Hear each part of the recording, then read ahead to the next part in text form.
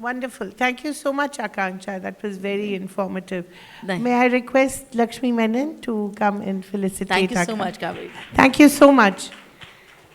I learned so much. Yeah, thank you. Especially the horse safari sounds wonderful. Yeah, I will take you. I will give you everything.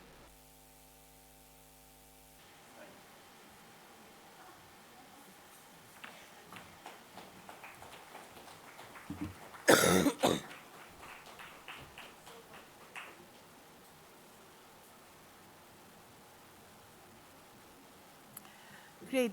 So we're at the last session now. Thank you so much. You've all been very patient. And I'm sorry again for my bad throat, but it is what it is. You'll have to suffer me for one more session now. May I request Karthik Murali, is he in the hall, to come on stage? He's a travel blogger and a data scientist. We're going to explore both aspects of your life. He's on Instagram, he's HK Murali. I don't know why. I'll have to explain that. Yeah. There's Naina Shah, who's the president of the Soptimist. She'll have to explain that and pronounce that association. And deals with a whole lot of international travelers and tourists. There's Liliam Harness, is she? Yeah. I'm not sure I'm pronouncing it right, but she's this wonderful writer, curator, everything rolled into one, and she's going to bring an international perspective on her life in Chennai. And we have Kavya Ajit, whom I've been listening to on a loop in the last week when I discovered her on Instagram. She's a brilliant singer. She'll bring us the performative aspect of culture. And she'll also sing us a song so that we can bid farewell to each other on a nice note. Maybe just a line or two. Your throat can't be as bad as mine. So, okay. So they've put me in the middle. Karthik, if you don't mind, if you could go there. Yeah. Thank you. I find that a bit awkward. Great. So I hope we have a good conversation. Thank you.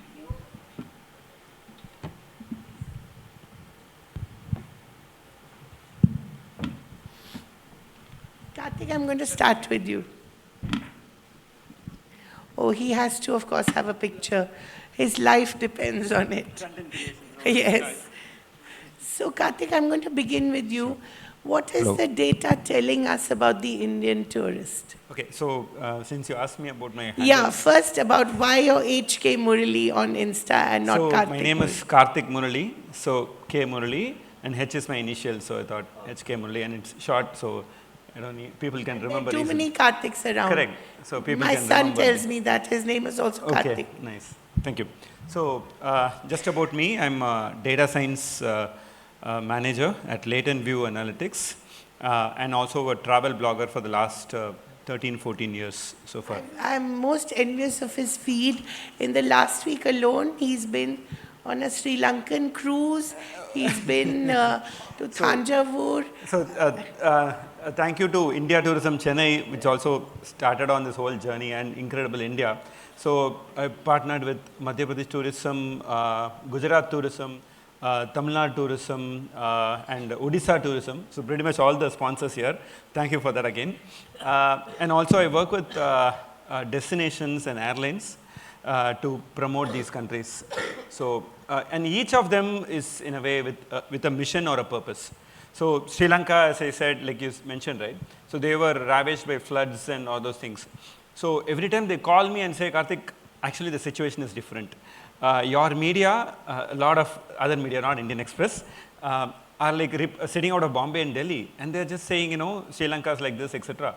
Not one of them came here and saw the ground situation and reported, etc. So we want you to come down, show the real situation, that the roads are fine, the cars are moving, the trains are going, and show that, you know, the resorts are open. So ask your Indian travelers to come for tourism. So that's the mission. Yeah. So what is the data telling us? Okay, so I've also, one of my my client partners is into the credit card analytical space. So my job is to analyze and see what is inbound tourism, outbound tourism, and domestic tourism. There are three sets of data. Inbound is foreigners coming into India. Outbound is Indian people going out of the country. And domestic tourism, Indian people traveling within India. In fact, a lot of tour operators have completely stopped domestic tourism. They said, you know what, it just doesn't make sense. Why? One trip to Vietnam, one trip to Singapore is enough for me to make money for 5 domestic trips. So they're like, you know, why should I put my resources here? So this is the problem. So it is not just fueled by, you know, the interests. It's also fueled by, like, if you're a non-informed traveler, or someone is a family and, like, you know, I want to travel somewhere, and then you go to a travel agent and say, where shall I go? And he will go and say, you know what, Vietnam has beautiful theme parks, so Singapore has this, Sri Lanka has Ramayana tour. I mean, we have Ayodhya. No, go to Sri Lanka. Right, so it is also the glamour of going to the international destination has propelled people from post-COVID especially, right? So there was a shift, what the data said. We created a report called Travel Bounce Back Report. Even Booking.com and MasterCard, if you go to their websites, you will find this report also. They are talking about what is the evolvement of people moving from one country to another, moving as in for a vacation purpose. And this travel bounce back says initially there was a revenge travel. I want to get out of my house. I don't care where. I just want to get out. I'm so frustrated. Then it moved to micro travel, which is 2 to 3 days, or weekend trip, etc. Finally, it moved to experiential travel. So I'll just stop here. Maybe I have to give, probably I come to the experiential travel. I have a lot of things to say there, but I thought I can give the chance to other speakers. I'm sorry, I'll just get. No, that's okay. Kavya, I want to bring you in here because Check. musical concerts have become such a big part of it. And you have something called Eham Kavyam. Yes. Yeah, which you do with your co-creator. Yeah. Precious Yes. So talk a little about this whole live music. It's become such a big thing. People want to be part of a community. People want to listen to great music, but in a large group. What's happening there?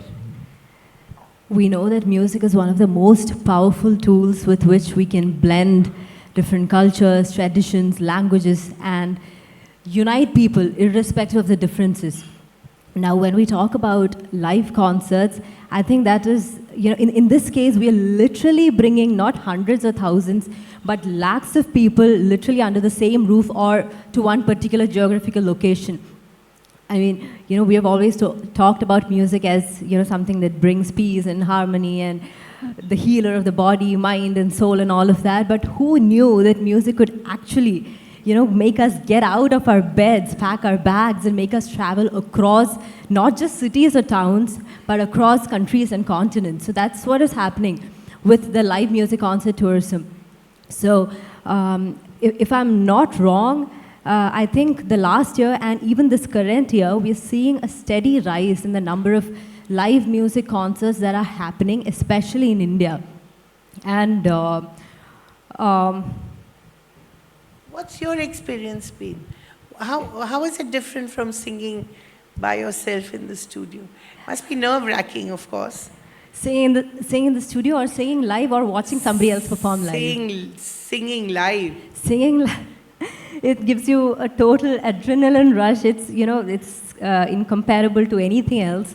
So I think singing live and being a part of the live concert are experiences that are kind of similar in a way, because you are with, you know, talking about live music concerts, you are in a gathering of thousands of like-minded music lovers, all of you sharing the same musical interest, and, you know, people who are going to a live music concert, people don't want, they don't want to just listen to music anymore. They want to experience it with all of their senses, literally. You know, when they attend a concert, starting from breathing the same air as that of their favorite artist to sharing the space with their like-minded music lovers and singing their favorite songs along with the favorite artist.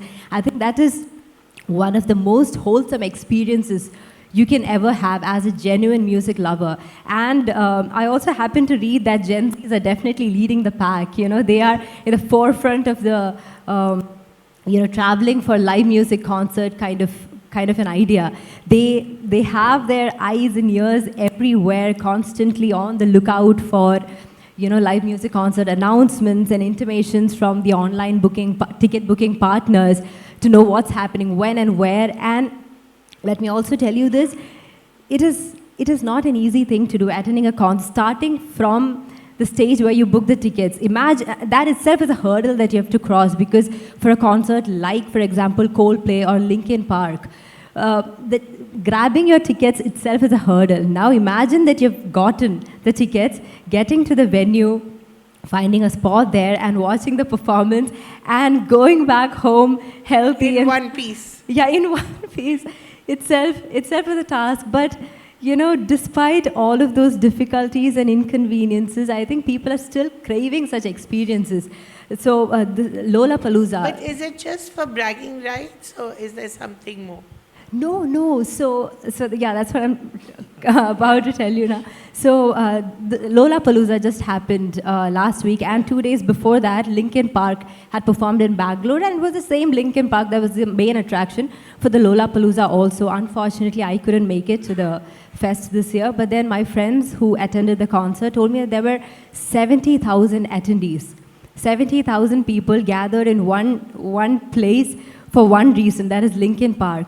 And so, that is what you call the actual power of music. So many people voluntarily turning up merely out of their love, passion, and admiration for the music or the artist. And so my fellow musicians who were of my age group, they were telling me that, we naturally assume that, the Gen Zs are just coming there. But probably Linkin Park was, they have been there for a very, very long time. So it's hard for us to imagine that they actually know their songs by heart. But then every single soul person that was there, they were singing the songs word by word, line by line. So, and it can't be the case where they have come prepared, learning the song. They have had to know it by heart, naturally. So they are clearly not bragging. It's purely out of their love for music and the experience. That's interesting. Lilium, what can we learn from the many countries that you have been in? At this point, I have lived in 8 different countries. 8 different countries? Yes, and then I have, my son is from one country, I am from another, and both my kids are from different countries each. So which is Cuba, Argentina? Cuba, Algeria, Argentina, and we are all French. So that's what we share. And then we have lived in the Czech Republic, in Portugal, in Spain, in Argentina, and so on and so on. So, and now Chennai is your home? And now in Chennai, which is interesting, is that How long have you been here? I've been here for 4 years. Okay. So I come from a very small country, which is Cuba. And then no one realized that we have an importance, and then that is outsized when it comes to the country we are. We're a very small country, even for the standards of Latin America. In Latin America, Brazil and Mexico will be half the population of the whole continent. After that, it's all countries until mine, which is very small. So I like the experience of being in Chennai, because it is like Cuba in a way. So, and then, which is interesting when you... How is it like Cuba? Which is interesting, when you told me about this tourism summit, and then I was thinking about Cuba. I don't have the experience they have about traveling in this young style of traveling, because I'm older, so it's a different way. It's a different way of traveling. I don't travel anymore like the solo traveler that goes and discover. So I was remember, what can I say that links my country with India? Yeah. A very long time ago, Cuba was already a destination for foreign travelers. Yeah. Already American tourists were coming to Cuba, and then the Cuban government decided, well, we have to develop the whole country, something that we're trying to do now in India. And then how can we do? We're a very musical country. So they bring about one of the most famous Cuban singers, and then they came with this song that says, Conozca Cuba primero y el extranjero después, which means you have to know Cuba first, and then you should travel abroad. So 60 years on, this catchphrase is part of the Cuban culture. So this was the way, Cuban is not a long history country like Mexico that has a history well before the Spaniards arrived. We are a very young culture. So it gives us a sense of belonging, a sense of pride, a sense of importance. Everything that was in our country was worthy of looking at and was worthy of visiting before even venturing abroad. So when I see India is a country with a tradition that is millennial, so it's not even comparable. But the spirit is the same. It makes us proud of being Cuban, and then traveling inside the country become like a patriotic act. Let's just develop our country first, and then let's just try to go abroad. Perhaps what we have here is just very good. So when I am in Chennai, now in India, I said, oh my God, we in Cuba, we have tried this already. And then I like being here because it's the warmth of the people. I think India is projecting wrongly abroad. I think there is something that should be done to project the right image of India. How do you think it's projected? It's usually projected as a country which is not very safe, not very clean. Yes, even me, I've been living here for 4 years, so I am constantly asked, do you feel safe there? Can I go and visit you? Like, I'm like, no, you should come. But, I think there should be like, for different markets, it should be a different approach to showing India. Because Indian median age now is 28, but in Europe we are now above 40. In Japan it's 50. So we are all older people now. So the approach is different when you are traveling at this age than when you're traveling at the younger age. So I think it should be catered for us when it comes to international travel. But I think that the idea of making Indian travelers inside is the right path. Because this is a beautiful country. This is the way to develop the country. I think tourism brings more work, more people engaged in working than manufacturing. And then it will bring works to people that have low skilled or unskilled. And then this is really the vast majority of the population. So I think this is the path. Developing India. So I am as a national tourism hub, and I'm very much for it. I really like Chennai, and then I'm trying to do my part with my foreign friends, making them come here. And wearing a sari. Co-optex, please. I am very proud. All co-optex. All co-optex. I'm very proud Can of we my have saris. a round of applause for her co-optex sari? And so beautifully worn. I know, because I happen to write about Indian GIs. So I know very well all the geographical identities of Tamil Nadu. So by trying, I already know what I like. So I will only wear from co-optex and then from 3 different places here in Tamil Nadu. I will Arni silks. No, because for every day, Kanchipuram is just too much. And then I work with them the full day. Okay. So I like Arni, I like Coimbatore soft silks. Because they are soft, and then I like Tiruvanam. So those are... So Lakshmi, do you agree? Yes. Lakshmi is our resident sari expert and wearer. I am not an expert, but I do like. So by going so often, I have learned. Wonderful. Then I have to bring you in now and talk about the SOP. I'll never pronounce it, so you please pronounce it for me. No. And talk about travel as a community, especially for women. So let me introduce my organization, which I head for India. I'm the national president for Seroptimist International, which is a 105-year-old organization today. One of the oldest women organization in the world, which has a status at the UN also. So it gave me an opportunity to travel many countries on meetings, and we are in a presence in 130 countries. So I would meet them and, enjoy the hospitality. And every time it was because Sir Optimists have never come to India.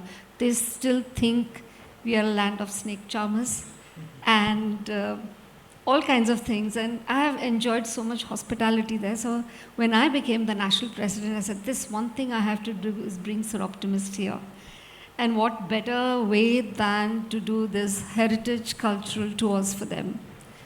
And when I brought this group down for the first time, they were from different countries, from all different federations, they came down. And they were just amazed. The big questions, one of the questions, I wanted to give them what was the Indian experience. It was an all experiential thing for them to experience everything. So it was the first tour which I gave them was a Chola heritage tour. And I made them travel by Vande Bharat. So everybody wondered, and when I write in my itinerary, you have breakfast on train. So one of them from England, she was petrified. She's sitting there and she said, my daughter is asking me, how are they going to serve breakfast on the roof of the train? I said, you're not sitting on the roof of the train. But they were amazed by the hospitality on Vande Bharat, I must say, a beautiful train. And then when I took them onto the Madhya Pradesh tour, they hadn't heard what was Orchha, they hadn't heard Jhansi. And being in women's organizations, it just opened up their eyes to just listen to all these stories. The Rani Lakshmi Bai, her stories when you go to the fort and the guide is explaining that what kind of women army she had and what she did, is saying, my God, you Indians were far, far ahead of anything. And this really resonated, and they had so much respect for the country. And I made sure that they did all kinds of experiences everywhere, including staying. So I've partnered with the Princess of Vijayanagaram, Vidya Singh, who is with me. And she, because being from the royal family, they marry only into royal families. So she has cousins in different palaces and kingdoms all over. So we made sure we stayed in palaces, we stayed in these homes and gave them that kind of experience. And to even make them understand that there were stables converted into a hotel, but they use the clay from there to make the bricks. They use a local material to make the furniture into the thing. So there was so much sustainability in the whole thing. It's not that bringing anyone from outside, but giving the local people the work and growing that community economically. It was so important. So these are very impressive things for people to take back, that how much of this culture and how much sustainability is there into this. You go to Mandu, you see the best, beautiful water system over there, the water harvesting system. You're just amazed. How could you even think of it? Or in the inscriptions, you can see them wearing dungris. Now, this temple is 2,000-year-old. And then you see a man with dungri in that ship. So they've engraved. So India is not just conversations just like that, but it's a living history. We are not in museums. We are not in glass boxes. We are there and we are living it. And it is all around us. And when they see that, you are actually experiencing an 8,000-year-old culture which we continue. And it has never gone into the museums as such. We don't have that many museums Exactly. either. Yeah, Karthik, So just a small joke. So I was in Angkor Wat last October.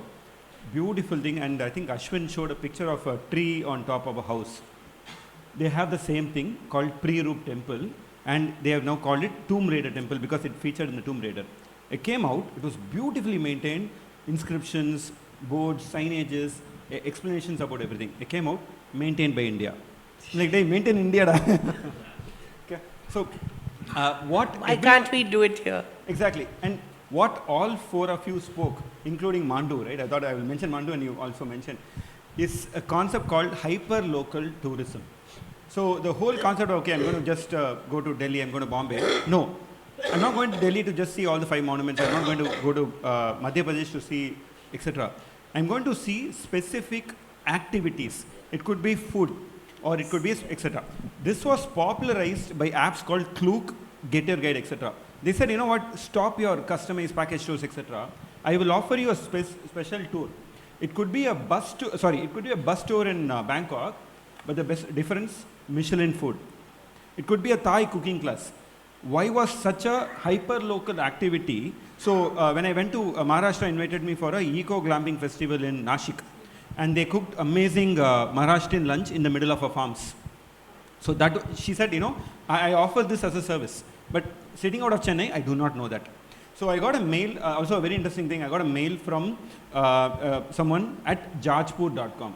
So I kept reading it, I think it's Jaipur. I'm like, hey, I think they misspelled it. I mailed saying that, hey, you misspelled it. Hey, we know what is the spelling. I'm like, okay, what do you want? Can you come, the exact word, hacked tourism. I said, what is this? Heritage, arts, culture, tourism. So I said, where is this? He said, Orissa. I said, okay, I'm not been to Orissa, so let me come. So it was about 100 kilometers from Bhubaneswar. And I realized this Jajpur is a beautiful town which has the Shakti Peetam. It is the home for the Tassar silk production. That's where they make it. It is a home for bamboo basket weaving across self-help women groups. So they had temples, they had arts, they had culture, and in the evening there was a Shreya Ghoshal concert in the middle of nowhere. So I realized that we are not aware of this. Mandu, right? When I went to, again, Madhya Pradesh, when they invited to Mandu, I kept reading. I'm sorry, sitting out of Chennai, I do not know that. Despite me, a big traveler, I was not able to hear these names. So when I went to Mandu, I saw this Baz Bahadur Palace, Jami Masjid, and a few other places, and they were amazing. They were all like, 10th or 12th century monuments. And in fact, Shah Jahan had come to Madhya Pradesh, saw the Baz Bahadur Palace and the other things, and designed the Taj Mahal with inspirations from that. And they also have beautiful forts that Rani Lakshmi Bai and all those people have, fought wars there. So the hyper-local tourism is something that is not yet picked up in India. But even in Madurai, two important spots. Everyone goes only to the Meenakshi Amman temple. How many people have gone to Keeladi? How many people have gone to Velachery? So India Tourism Chennai, Incredible India, they took us to the small doll-making town, Golu Bommai dolls, right? And they actually make Jesus dolls and ship it to Germany. So they know that, they make this. So this small whole town makes these beautiful Golu dolls. Same way in Tanjavur.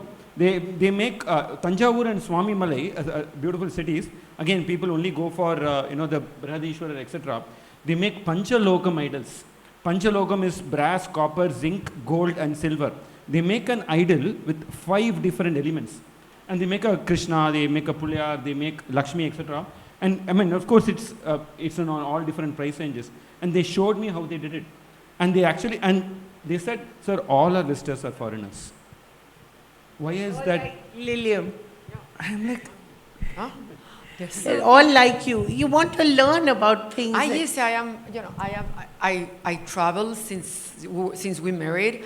We decided to visit World Heritage sites. So we have traveled all over the world to visit World Heritage sites, which is now my son and my daughter are gone. They are in college, and then now I realize how different we are because they want to travel differently. So I do believe that we have to cater to different tastes. I already know, the Panchaloha.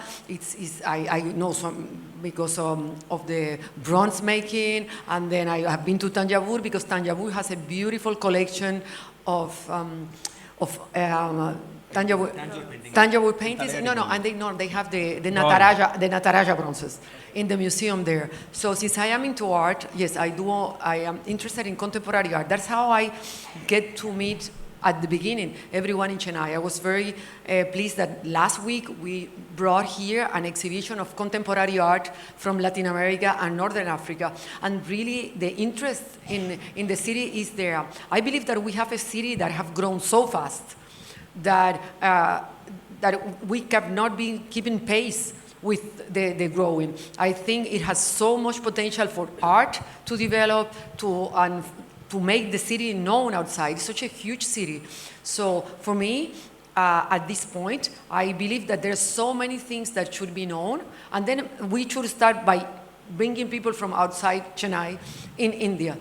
I think that India has something. They have the skills, they have the quality, and then they have the size. This is like the US. The US people travel inside the country. They are not keen travelers abroad. They have a huge country to discover, and that's what they do. I think India should start there. It's a beautiful country, but developing first what we have here, I think it should be really, it's really a beautiful idea. Exactly. Naina, there was something you wanted GA to tag say. tourism, probably. Like, we have not done that, right? So another thing is about the food, giving them the experience of different food. So I remember taking my group to Gwalior, and we were at the Nimrana, and we were speaking to Uma Devi, who is from the royal family, and she says, I would wanted to host a lunch for you. But I said, she said, we'll do a chula lunch. So she actually got them, the potters, to come make a chula into their hotel in one corner, and they cooked in front of these people to experience, to see the cow dung cakes being used to this thing, and then putting the brinjal into it and burning it, and then served on that pattal, the stitched leaf plate. It was, for them, it was the best meal. All we gave them is baingan bharta and rotis from this and amrut ki chutney on that silpatta. Grinding on the stone. They only know about the grinder mixers, but seeing it actually on the stone, it was a huge experience for them. And even now, when we go to Maheshwar, Richard Holkar, he sits there, I know, every morning, and all his staff comes in, and they grow their own vegetables in the fort. And he decides what is going to be. And the actual old recipes from their home, from their books, and I've seen not all of them, how they're well kept and everything, and Richard interacting, and how the food is also curated for them. It gives them a total different experience. Going to Ellora, Ajuntala, everybody hears about. How many of us know about the Himrus? The Himru shawls over there. I mean, I was just lucky accidentally I found about it. But it is so much nicer while we see these monuments. We also see the art, the craft, the tradition that is happening there. And these are all very old traditions, more than 100 years. And imagine in the world in America, if you go, this is 200 years old. And I wouldn't even look at it because it is manufactured. It is created. Ours is not created. It is all there. We haven't had to artificially make it, to make people come. It's all existing in carvings and the sculpture and the paintings and the spaces, the courtyard, the music. Everything is a living history this country has, which I would say that's one of the best in the world. Nowhere you will find such a culture, tradition, heritage, which is still living. Since you talked about music, I have to bring Kavya in. I'd like to add a little something there. Since you said food completes the experience, I'm sure you are aware of the Margari season that happens every year in Chennai, at the end of every year. And musicians, especially Carnatic musicians from all over the world, come to Chennai to perform at the Sabhas. And also music lovers from all over the world come and stay in Chennai during the entire season to watch the concerts. And coming to the food point, I'm sure that if you have attended the Sabha concerts, you would also know that the food served there is one of the major, in some cases even a bigger attraction compared to the music, because I've been told that sometimes the queue at the canteen counter is longer than the crowd inside the concert hall, because they hire the best of caterers to serve the guests the best of our Tamil Nadu traditional food. So when they come for a musical concert in general, not just Margari concerts, but any concert for that matter, the food, the local people, the local transportation, the local products available, everything together gives them the experience. It's like a complete cultural experience, not just a musical experience. Are you going to sing for us so that we can end on a nice note? Are you sure you want me to do that with this Little note? bit. I don't know if I can. I don't know if I can. I was thinking of Krishna Ni Begani, or maybe your new one. Yeah, I really don't know if I can, but I'll try. Please. கதறி மனமுருகனான் அழைக்கவோ இதரமாதருடன் நீ கழிக்கவோ கதறி மனமுருகனான் அழைக்கவோ இதரமாதருடன் நீ கழிக்கவோ இது தகுமோ இது முறையோ இது தருமம் தானோ இது தகுமோ இது முறையோ இது தருமம் தானோ குழலோதிடும் பொழுது ஆடிடும் குழைகள் போலவே மனது வேதனை மிகவோடு அலை பாயுதே. Wow. This is Alepai? Yes. Okay, just talk a little about that song. It's your latest, right? Yes, yes. So talk a little about how well it's doing as well. Talk about How well it's doing. Oh yeah, it's doing really well. So Alai Paite. Before that, I'll have to talk a little bit about the Hum Kavim experience, the one that you mentioned in the beginning. So She, by the way, is a violinist as well, which Yes, she I'm is a too Western- modest to mention. thank you for mentioning that. So Iham Kavim experience is South Indian traditional music inspired live music concert, which I launched exactly during in 2024 November. So it's slightly more than a year old. And I'm collaborating with a pianist music producer named Precious Peter from Kerala. So the whole idea behind this concept is that Carnatic music has always considered very too serious, very intimidating to a lot of people, especially to people who do not have the knowledge of Carnatic music. So I wanted to make Carnatic music likable and accessible and appealing to all the common people, whether or not they know, they have the knowledge. So I mean, I always, even for me, as a kid, I always felt that it was like a closed door rather than an open invitation, because it would have so many rules associated with it. It should be sung this way, that way, and the presentation, everything, especially for youngsters, it was not really a cool, fun thing to watch or listen to. So I wanted to change that perception. So that's when I decided that I should bring up, I should come up with something like this to make Carnatic music the new cool thing. Yeah, so in the Hum Kavim experience, we do recreate traditional Carnatic music compositions, as well as we have our own compositions. So we have a little bit of rap, a little bit of pop, we have drum and bass, everything. It's a mixed bag, if I may say, but I make sure that there is a South Indian traditional touch to every song that we present. So that can be... The brocade blouse you're wearing. Oh yeah, thank you for noticing that. So yeah, that's exactly what I'm talking about.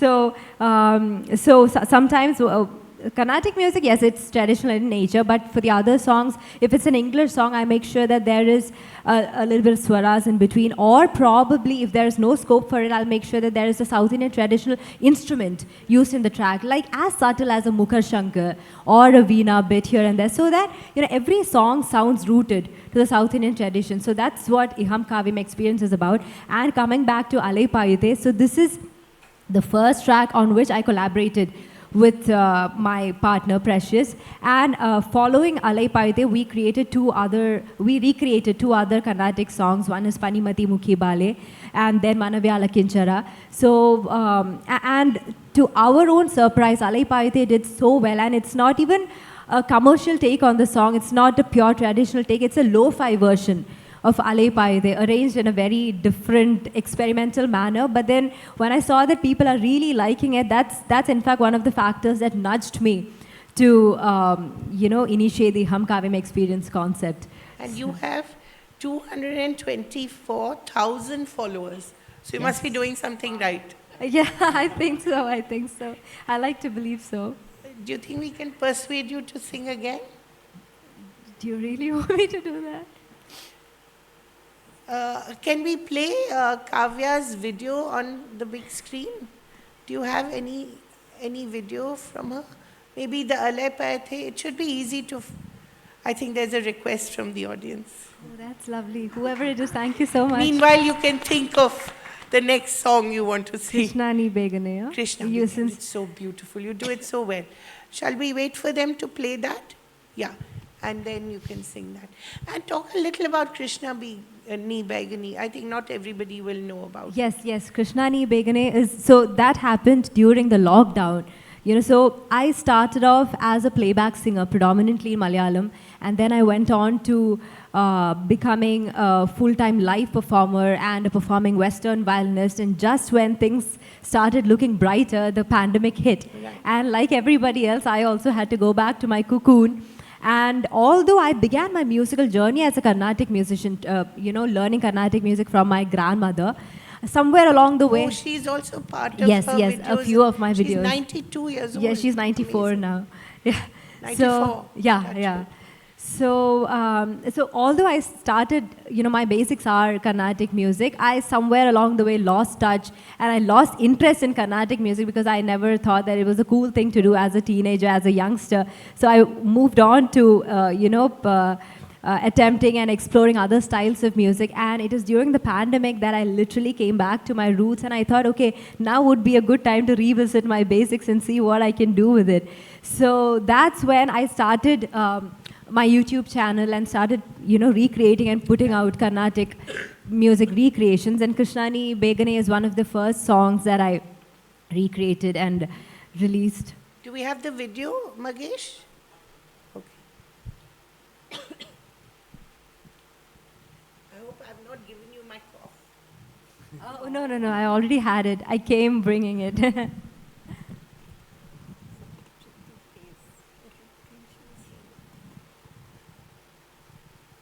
Magesh, can we, may I ask her to sing first while you locate that? Okay. I know, it's a difficult one to sing also. Krishna ni begane baro Krishna ni begane baro Krishna ni begane baro baro baro Krishna ni begane baro baro baro Krishna ni begane baro.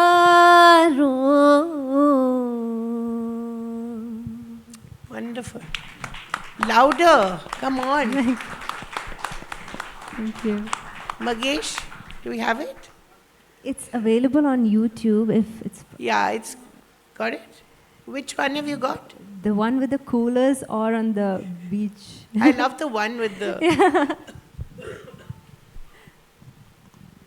you have much longer hair there. Yes, I recently cut it short for a Good change. idea. Thank you. Thank you.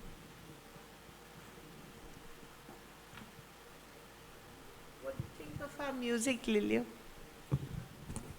What do you think of our music? I'm very keen. And I love Baroque music. So for me, this music is what I call, since in all of my travels, there are things that I call acquired taste. Right. So some things that you were not Exposed to or earlier, exposed to, yeah. but then you get there and you see the link of what you already loved, and then the more you understand, the more you get to enjoy the things. So now, from the day I arrived here in Chennai to now, I really get a lot of pleasure to listening to the music. So I listen to the music. I like the vina, the instrument. So for me, it's something that is very different, but at the same time, this is a taste that I have already acquired, and I am very, very happy because I really enjoy it. Yeah. I think, Naina, music is again something that must be binding your community together. Absolutely, it does. And especially the land of Gujarat, where I come from, and Rajasthan, because I belong to both. And over there also, there's a lot of this, especially in the Navratri, the festival time. There's a typical beat. Sorry, I think he's just located. Yeah, I think he's located, yeah. நிலை பெயராது சிலை போலவே நின்று நிலை பெயராது சிலை போலவே நின்று நேரமாவதறியாமலே மிக வினோதமான முரளிதரா நேரமாவதறியாமலே மிக வினோதமான முரளிதர என் மனமலை பாயுதே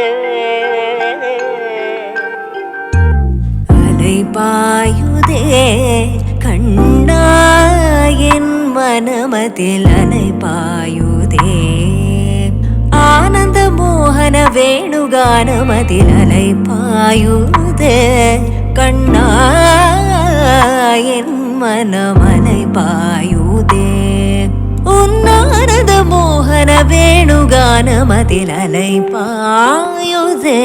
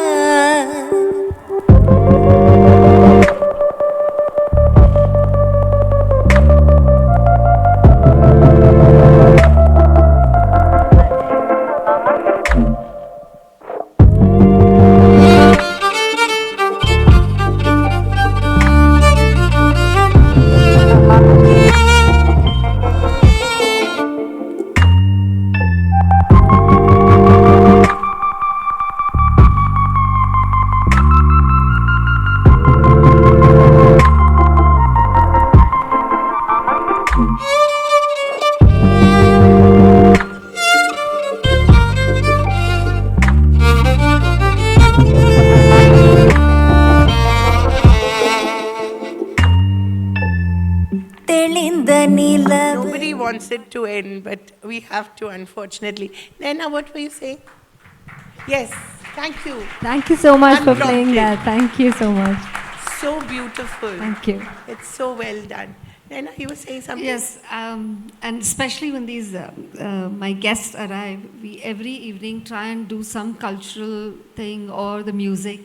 They just love it. So we try to bring in the food, the every aspect of the experience that they can take back in their memory. Wonderful. Yes, you want I to can add just something? Please. So on what she said about how to change the perception of India, I had a very important point. The destinations across the world, including India, have not changed. But the perception of the destination has changed. For example, Sri Lanka, which was supposed to be a mountain or a beach destination, is now a party destination. Mirisa, Hiriketia is huge parties. So many people from India are going there. Bangkok, which was supposed to be like a more of a shopping destination or a vibe, it is now a beauty treatment destination. They have the best Korean and etc. And people travel just to experience the 7-Elevens. Same way in India, the perception of India has to change, and what those cities stand for will no longer be the same in the current generation, in the Instagram generation. So because of certain viral reels or certain hyper-local tourism, if the perception of these activities-led cities change for all these tourism boards, that's the only way where an audience from UK or Australia, Germany or US will come to India and say, you know what, I want to experience this. Wonderful. So Chennai will be the Kavya Ajit city. Hopefully one day, you never know. Yeah. So because they said, like just one last line, Yeah. like, they say that Delhi is like Facebook, Mumbai is like the LinkedIn, Bangalore is the LinkedIn, etc. And I said Chennai is a Spotify. Complete this. Chennai is for Spotify. Oh, right? okay. It's like that. So Right. And what is Bombay?